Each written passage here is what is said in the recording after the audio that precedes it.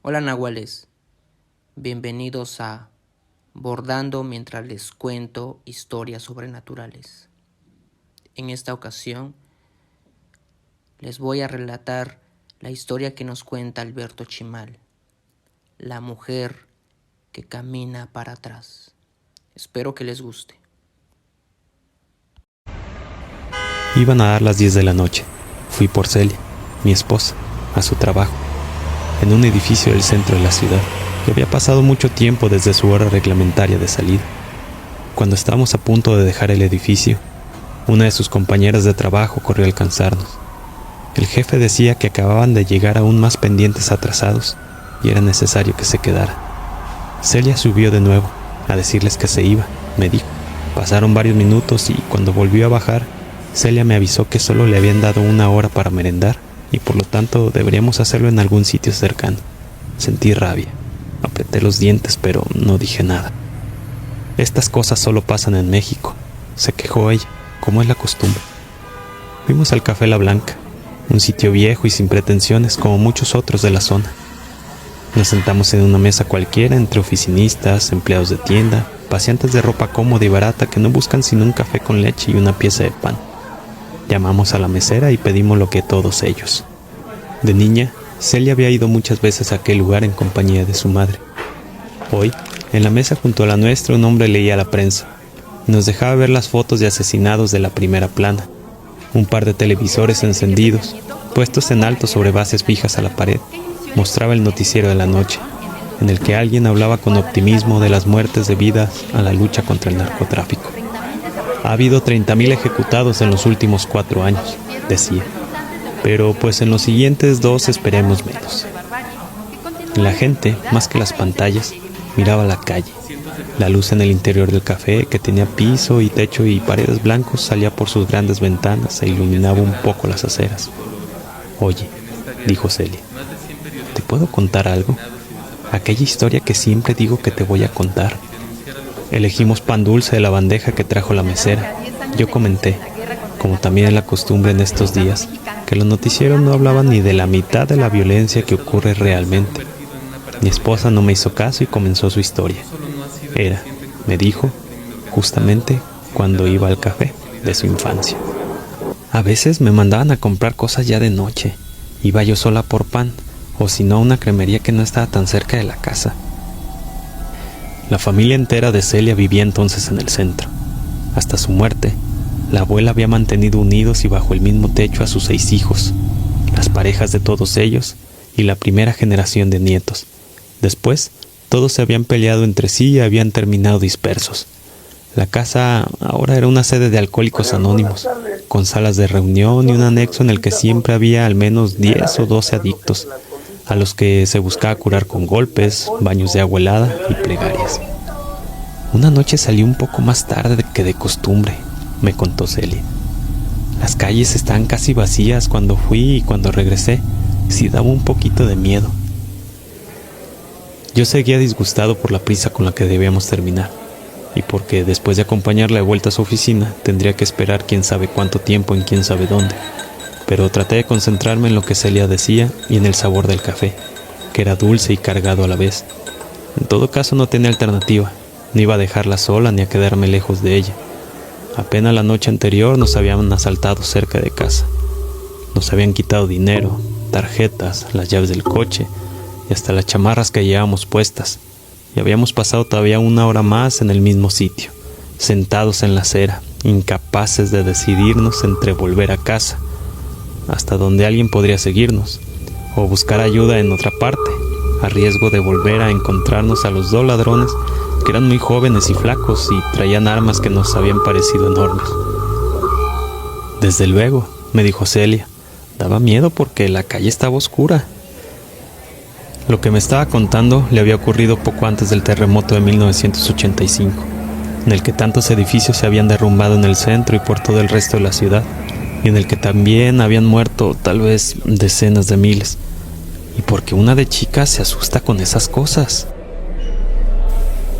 Deseé que la historia no fuera de algún suceso terrible como el que nos había acontecido apenas, un trauma del que se decidía a hablarme justamente en esa noche pésima. De inmediato me sentí culpable. Pensé en el miedo que yo mismo había tenido ante los ladrones y en el que no había hecho nada para defendernos.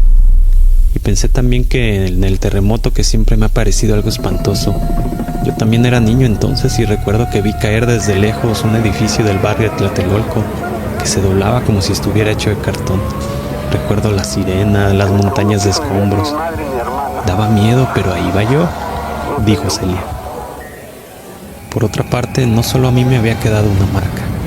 En los años siguientes vi cómo las historias del tiempo del terremoto empezaban a agregarse a las otras, a las leyendas antiguas de la ciudad, llenas de aparecidos y diablos, y que yo había alcanzado a escuchar aún de mucha gente mayor.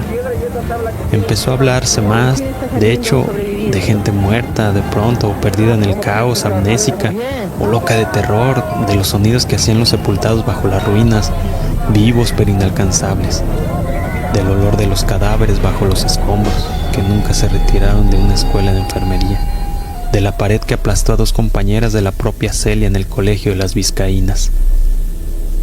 De ahí solo había un paso a nuestra fascinación con los muertos de hoy: las balaceras, las noticias de lugares en los que el gobierno ya no rige. Desde entonces aprendimos a no creer en fantasmas, o tal vez a tener más miedo aún a la vida real. Tenía que comprar 1 litro de leche y 1 kilo de queso, y pasando junto a la iglesia de Santo Domingo, la vi. Estaba paradita en la esquina, se veía así, y Celia se estiró, aunque estaba sentada para dar la impresión de que se ponía en posición de firmes. Ahora sentí alivio. Con esa imagen vaga de quienquiera que fuese que Celia hubiera visto allí, ante la vieja iglesia de la calle Brasil, me di cuenta de que aquella era, pese a todo, una simple historia de susto. Siempre las hacemos al modo de las películas de horror porque de allí las aprendemos. Siempre los personajes que aparecen de pronto en alguna posición rara, o muy tensa, o como aturdidos, resultan luego aliados de una fuerza maléfica, hipnotizados, poseídos. Primero no pensé nada raro, dijo Celia. Simplemente era una viejita que estaba ahí esperando a cruzar la calle. Pero entonces me di cuenta de que no había coches por ningún lado. ¿Cómo? No había razón para que no cruzara la calle. De pronto no había nadie a la vista, como si todo el mundo se hubiera ido, como si no hubiera sido las 9 y pico, sino las 3 o 4 de la mañana. Y en cambio yo sí tenía que pasar a su lado. Ya estaba yo inquieta, pero me acerqué. ¿Qué más podía hacer? Algo parecido habíamos sentido, pensé, el día anterior, a la hora de cruzarnos con los 2 que nos habían asaltado y que estaban en una esquina, como esperando cruzar la calle o subir a algún transporte. No dije nada. ¿Ella?, dijo Celia. Llevaba pura ropa vieja, me acuerdo. Un suéter raído blanco, pero tan sucio que parecía negro. Una falda azul floreada que le llegaba a los tobillos, pero tenía tantos agujeros que las piernas se le veían enteras. Así pensé, las piernas sucias y creo que con heridas o varices. Los zapatos eran de plástico, de esos que se deforman en cuanto te los pones, y negros. Además tenía el pelo blanco. Levantó las manos hasta la altura de su cabeza y las separó, así como una nube. Y cuando estuve junto a ella, me le quedé viendo porque seguía sin moverse, como si yo no estuviera allí. Poco después de que Celia terminara su historia, pagamos la cuenta. Salimos y la acompañé hasta su oficina. En la entrada del edificio tuvimos una discusión. Le propuse buscar un cuarto de hotel para que pasáramos la noche cerca y ella se negó. No teníamos dinero, me dijo, y además no quería quedarse en ese rumbo. Por ningún motivo, dijo. Yo cometí la tontería de decirle que se calmara, que no se dejara llevar por la historia que me había contado, que no era para tanto. Ella dio media vuelta y entró sin despedirse. Yo no quise seguirla, me alejé, caminando por la calle de Donceles. Llegué hasta Palma. Hacía frío. Apenas había gente y coches en la calle y todos los comercios estaban cerrados. A pesar de lo que yo mismo había dicho, no podía dejar de pensar en la historia que Celia me había contado, y sobre todo en el final. Y entonces que la mujer se voltea, me había dicho Celia. En la calle de Palma di vuelta, pero me detuve al ver que un coche de policía estaba detenido sobre la acera con las luces encendidas.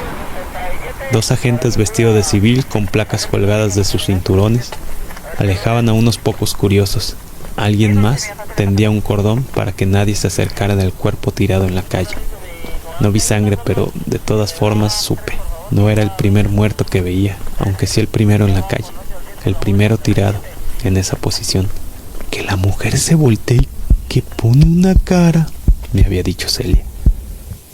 Pensé que esa persona había estado viva, tal vez mientras Celia y yo caminábamos cerca. Discutíamos, nos separábamos. Me alejé del cuerpo y de los policías. Avancé hasta Tacuba. Di vuelta al llegar y seguí por la calle hasta Isabel la Católica, donde di vuelta una vez más hacia Madero.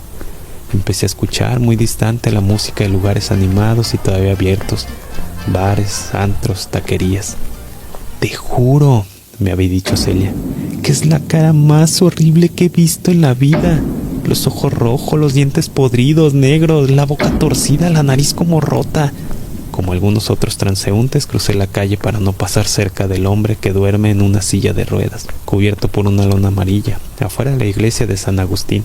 Lleva años allí, siempre en el mismo sitio, siempre con un bote de plástico a sus pies para las limosnas. Siempre lo evito. Debe tener a alguien que lo mantenga porque nunca he visto a nadie darle ni una sola moneda. No nada más rota, me había dicho Celia con cara de horror. Es decir, la nariz sino abierta, como reventada, y entonces me quedó viendo y me gritó. Y había juntado las manos, como debe haberlas juntado de niña, como para rezar temblorosa. Y entonces yo, ahí, en la esquina de Isabel y Madero, me la encontré de frente, de pie, firme, vieja, muy vieja, con la vista fija en algún lugar como si yo no estuviera allí. Ahora pienso que no había nadie alrededor, que de pronto la ciudad parecía abandonada, como si se hubiera dado una orden de evacuación y todos lo hubieran obedecido. Ya no se oía ninguna música, ya no había nadie cerca, ni siquiera veía al hombre de la lona amarilla. Solo quedaban las luces encendidas, las cortinas de metal que cerraban los locales y las fachadas de los edificios.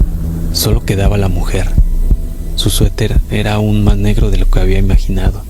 Sus piernas se veían retorcidas y sucias. Una luz justo detrás de la cabeza hacía que su cabello brillara. Parecía una nube con un rayo adentro. Y olía. Esto Celia no lo había dicho. Olía a carne podrida, a cloaca. Olía aún más.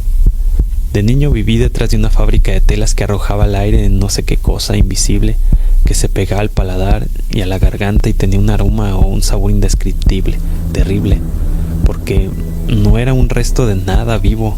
A eso olía esa vieja también, algo que no debía existir y sin embargo existía. Ella miró de pronto y me gritó. A Celia le había gritado: ¡Sigues viva! Lo que mi esposa interpretaba, según me había dicho, como un aviso, que estaba destinada a salir ilesa pese a que el temblor destruyó buena parte de la zona donde vivía con su familia. Según ella, la vieja es algo parecido a la Llorona, al Niño del Diablo y a otros personajes de esas leyendas de antes, pero hace algo distinto. Da advertencias, dice profecías. Y entonces, ahora que yo la tenía enfrente, su cara era más horrible de lo que yo había imaginado, y su nariz estaba abierta como una herida roja, y no voy a decir, no quiero decir a qué sonaba su voz. ¡Sigues vivo!, me dijo a mí también. Y ahora abrazo a Celia en la calle, pues salió al fin de su oficina y están por dar las 3. Caminamos en busca de un modo de alejarnos del centro. Y pasamos una vez más por donde está el cadáver, y ya no está. Y una vez más no digo nada. No sé si de verdad podemos tener avisos del futuro, si los merecemos, si llegan por alguna razón. Pero sé lo que vi, y vi lo que vi. Después de gritarle a Celia, la vieja se alejó de ella caminando para atrás, rapidísimo, sin ver jamás hacia dónde iba, y después de gritarme a mí, también. Un paso, otro paso, cada vez más deprisa. En segundos ya estaba en la esquina de Isabel y Tacuba. Luego siguió retrocediendo. Pronto no la vi más. No dio vuelta, simplemente se metió en una sombra, la que proyectaba algún edificio, y ya no volvió a aparecer. Así había desaparecido, exactamente así. el día en que Celia la vio, poco antes del terremoto. Lo único malo, me dijo Celia, es que debo regresar a las 10 porque no terminamos. Yo esperé en la Blanca hasta que cerraron y me echaron. Luego caminé sin rumbo, como lo hago ahora con ella. El subterráneo ya está cerrado, igual que todos los locales, hasta el último antro y la última cantina. Los autobuses han dejado de pasar. No vemos taxis. Apenas tenemos dinero. La verdad es que realmente no nos alcanzaría para un cuarto de hotel. Los ladrones de ayer, no, de hace 2 noches, ya nos habían puesto en este problema antes de que Celia se le vinieran encima las horas extras y antes de que apareciera la mujer que camina para atrás. Por acá no conocemos a nadie con quien podamos llegar, ¿verdad?, me ha dicho Celia. Nosotros vamos hacia adelante, aunque no sepamos a dónde, y llegamos a un tramo de acera bien iluminado por luces de color naranja. Hay más de estos tramos cerca de las avenidas grandes. Perdón por lo de hace rato, me ha dicho Celia. Y yo le he pedido perdón también. Y ahora ella me abraza. No le he contado lo que me pasó. No sé si lo haré. Hace cada vez más frío y los dos estamos muy cansados. Tengo la esperanza de que podamos hallar algún sitio de esos que aún abren las 24 horas, aunque sea para sentarnos y compartir una misma taza de café hasta que podamos tomar algún transporte. También tengo la esperanza de que Celia y yo estemos equivocados, de no haber visto más que una loca, tal vez alguien que me hizo pensar en la historia que acababa de oír, o que perdió el juicio en el terremoto, o cuando le mataron a alguien, o que simplemente tuvo ganas de gritarme lo que me gritó. ¡Sigues vivo!